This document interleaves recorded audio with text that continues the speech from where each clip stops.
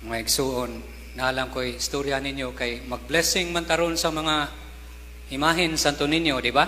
Niguman, na sa una pagka 1980s o 1990s na ikulto diri sa Cebu nga ang ilang leader babay.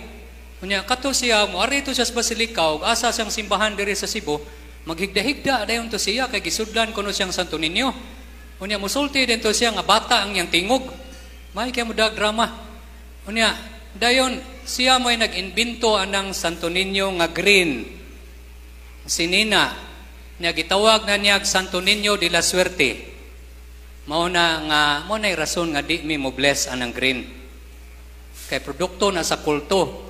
Gi-announce na ni Cardinal Vidal, giingon na ng Cardinal Vidal sa una nga iundang na ng green o kanang mga yellow kay kana rang puwa.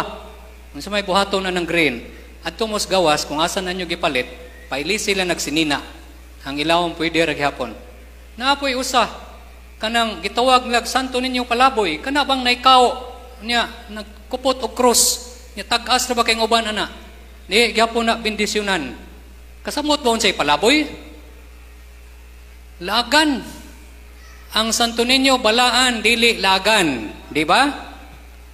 Wa man to siya maglaglaag. Katong nawa siya sa tulo ka adlaw, dito man to siya sa templo, am to siya mulaag, di ba? Nanudlo man to siya, mao na di po na blessan, padapli na lang na daan. Kay lisod kayo, sige ta patutuo. Kanar bang patutuo, anak mo agi ang demonyo. Tuo mo ana o dili? Tuo mo o di? Kung di kayo mo tuo, magbugno na lang ta. Bitaw nga igsuon, tuo in taon kay para matabangan sa kaluwasan.